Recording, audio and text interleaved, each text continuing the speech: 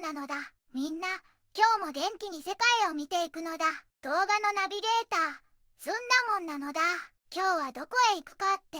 ふふふ。みんなが毎日使ってるあれの生まれ故郷なのだ。そう、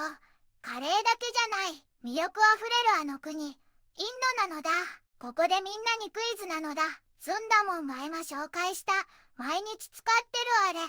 てなんだかわかるかな？ヒントはね、お風呂で使うことが多いのだ。ピンポーン。正解はシャンプーなのだ。実はシャンプーって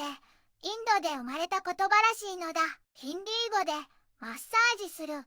ていう意味のチャーンポー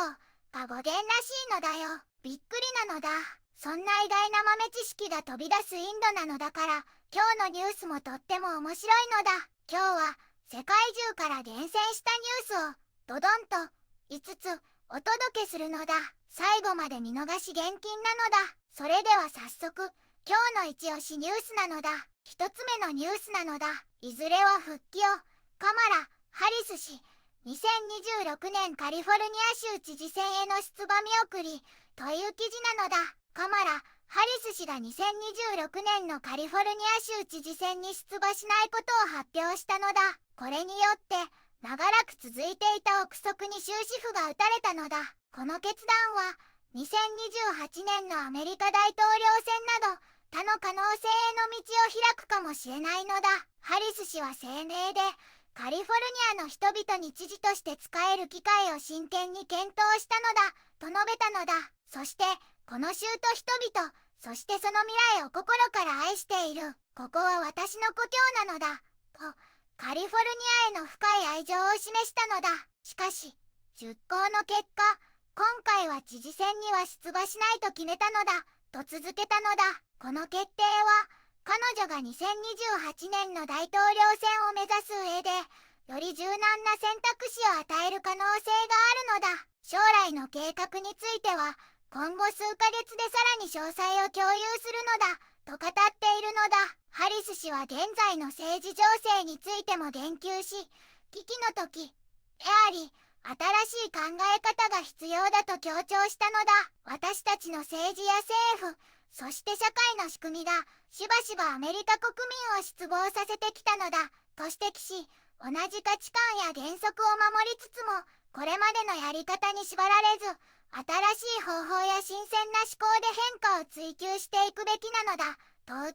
たのだ。この発表は2024年の大統領選での敗北後、彼女が民主党にどう貢献できるかを深く考えた結果なのだ。ハリス氏は自身を熱心な公僕なのだと述べ、検察官、カリフォルニア州司法長官、アメリカ上院議員、そして副大統領としての長い公務の記録がその献身の証拠なのだと語ったのだ。知事選には出馬しないものの、ハリス氏は最近再び政治活動に積極的に参加しているのだ。若者の投票を促すサミットや中絶の権利擁護イベントにオンラインで登場したのだ。また彼女のハリス勝利基金はノースカロライナ州知事ロイ・クーパー氏の上院議員キャンペーンを支援するための資金集めを開始しており、党内での彼女の影響力が健在であることを示しているのだ。ハリス氏は知事選からは身を引くが、自由、議会、公平、そして全ての人々の尊厳のための戦いからは決して身を引かないのだと約束したのだ。そしてこれからまた積極的に外に出てアメリカ国民の意見に耳を傾け、勇敢に戦う全国の民主党員を当選させる手助けをし、私自身の今後の計画についても数ヶ月中に詳細を共有することを楽しみにしているのだと結んだのだ。今日のニュースはこれだけじゃないのだ。この後も世界を深掘りする面白いニュースが盛りだくさんなのだ。この動画で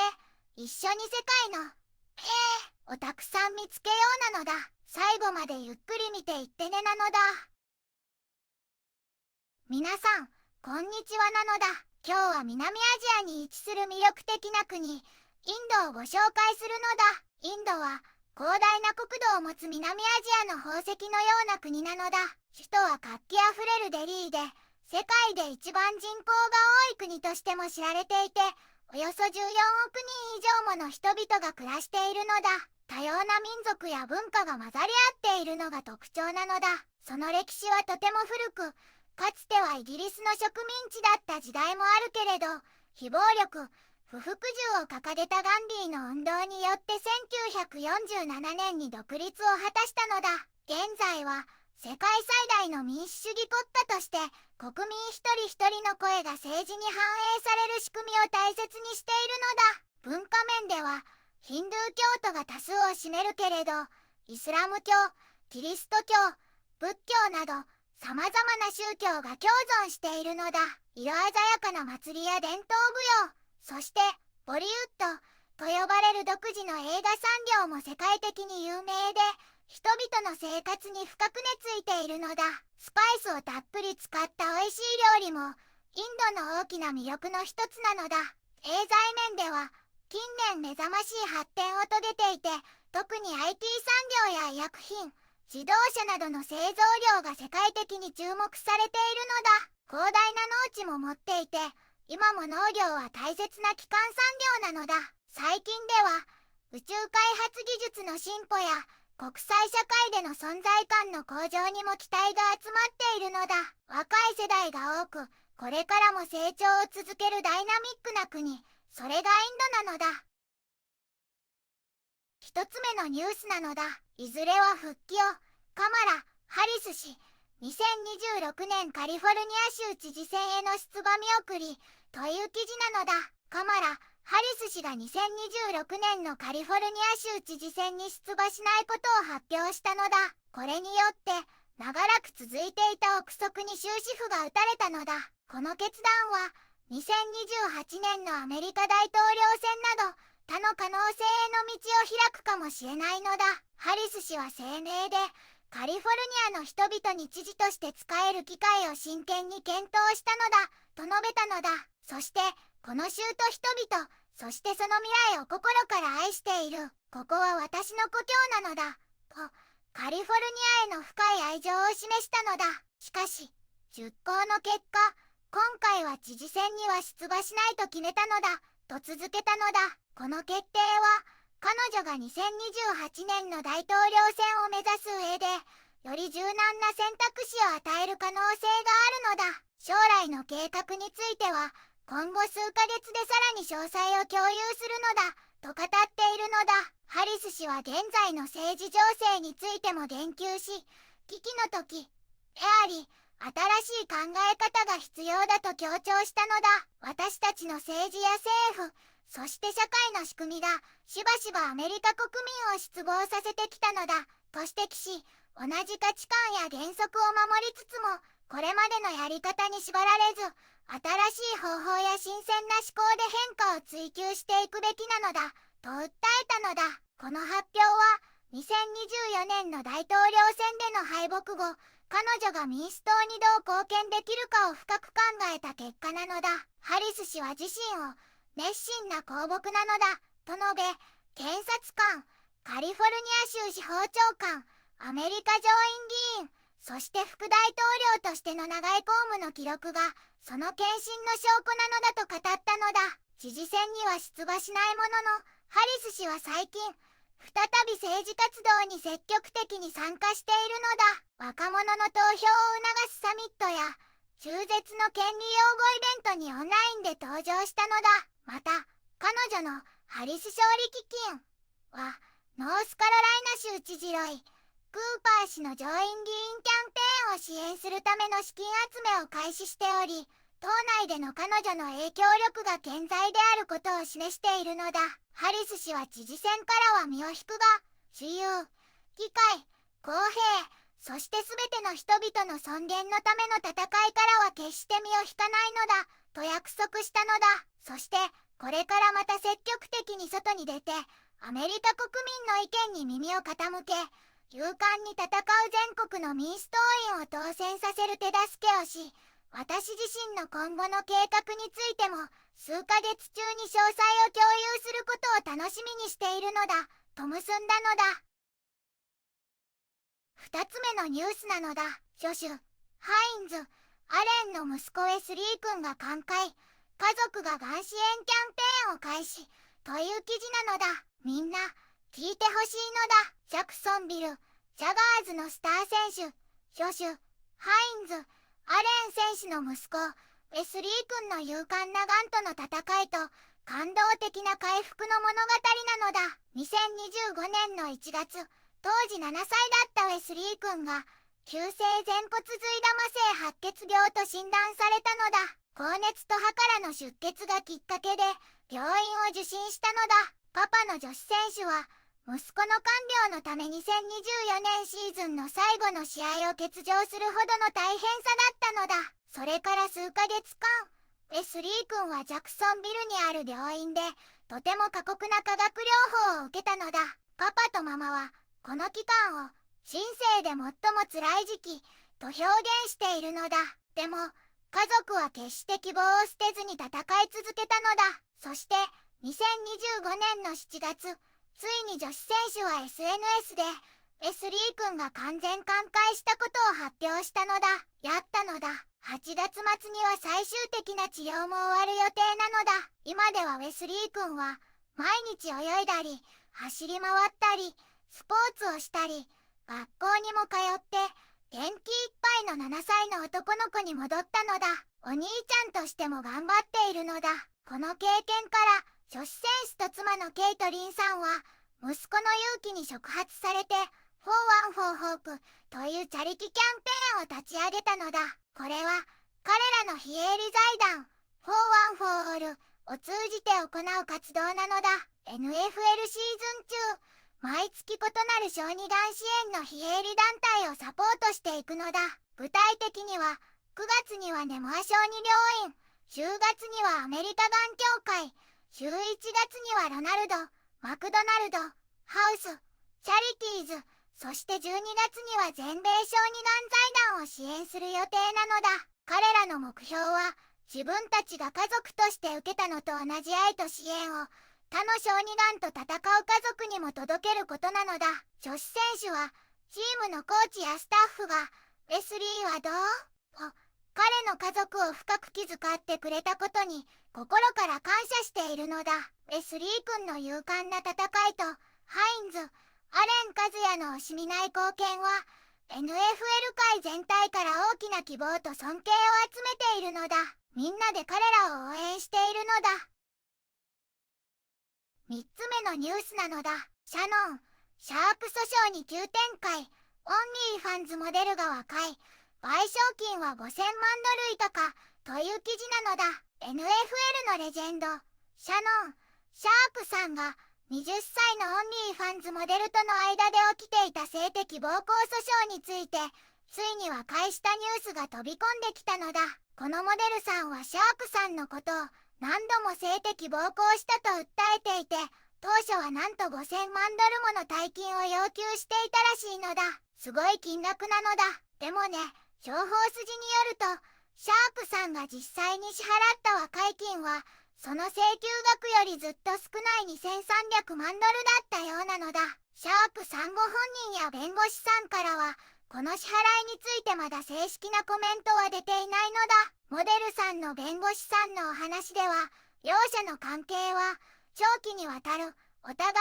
合意の上での、そしてちょっぴり波乱に富んだものだったと認めているのだ。そしてたくさんの話し合いを経て両者が納得できる形で解決したそうなので、これで訴訟はきれいに取り下げられたのだ。一件落着なのだ。シャープさんは性的関係が合意済みだったと強く主張していて、モデルさんの性的暴行の申し立てはきっぱりと否定しているのだ。二人は2022年にジムで出会ったらしいのだ。ただ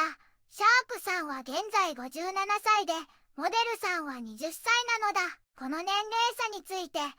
ンからは合意済みだとしてもちょっと年の差がありすぎるんじゃないという声が上がっているそうなのだ。シャープさんのお子さんたちがモデルさんよりも年下だからみんなさらに気になっているみたいなのだ。シャープさんは今回の和解について公の場では何もコメントしていないのだ。それでも彼は今まで通りポッドキャストのお仕事を続けているのだ。これからもシャープさんの動向にはみんなの注目が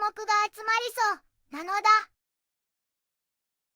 4つ目のニュースなのだ。NHL、ナゼム、カドリ、モントリオール、カナディアンズ移籍か、トロント、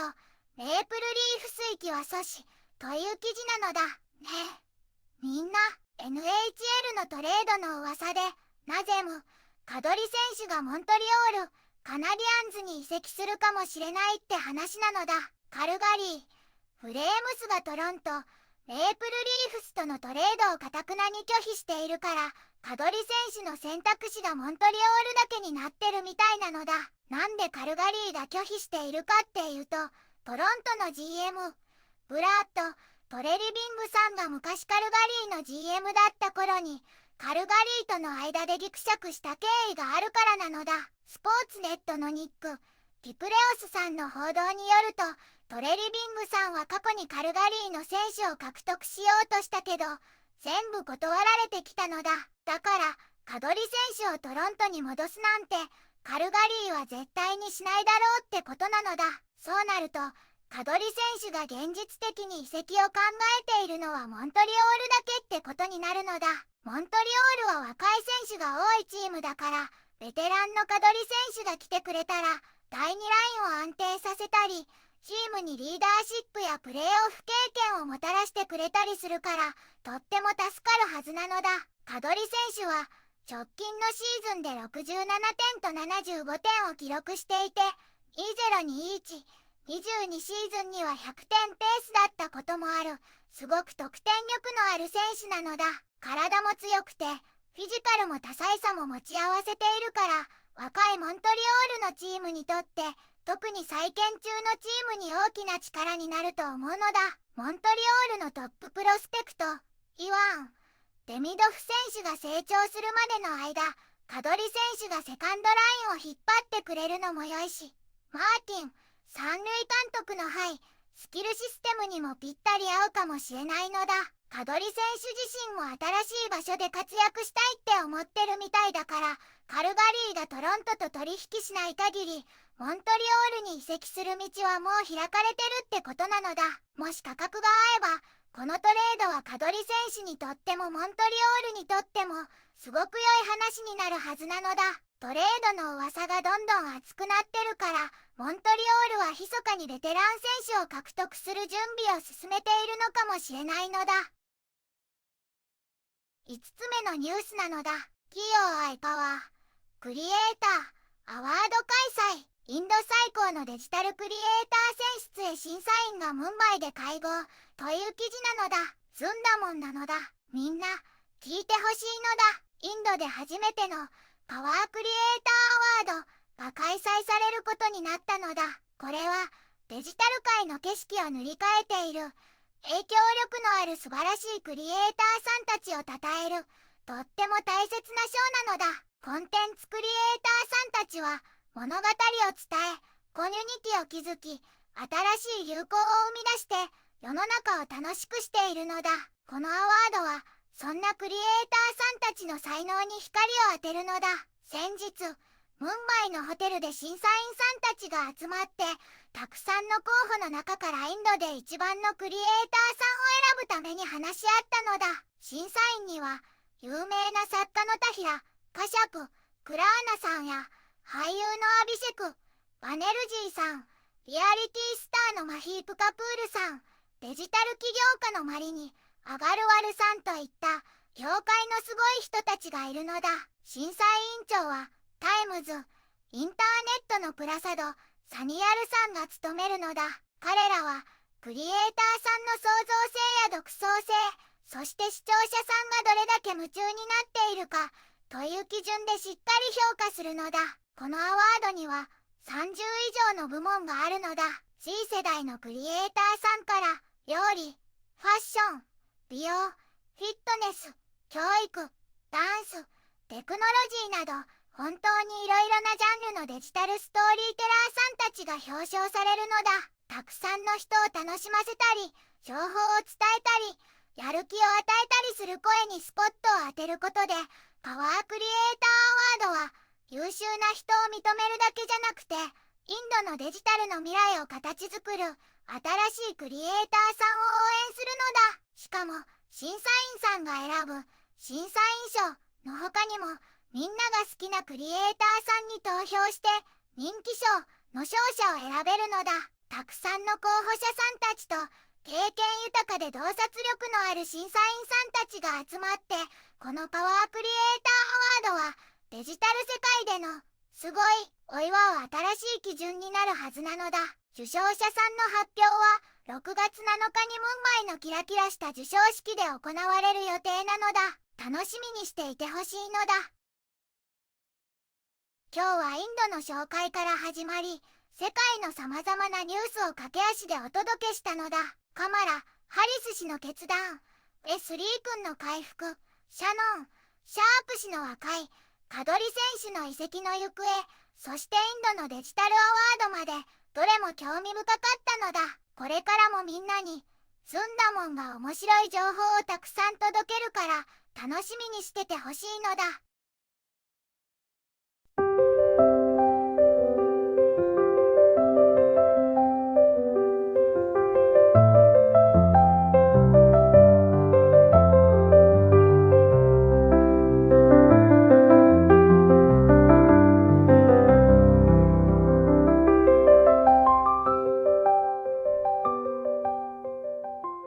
こんにちはなのだ。この番組では世界のあまり知られていない国や地域からちょっと不思議でちょっと感動するニュースをお届けするのだ。日本ではあまり話題にならないけど、世界には僕たちが知らないままの出来事や優しさや驚きに満ちた物語がたくさんあるのだよ。テレビでもネットでもあまり見かけないけれど、本当はもっと伝えられるべき小さな世界の声、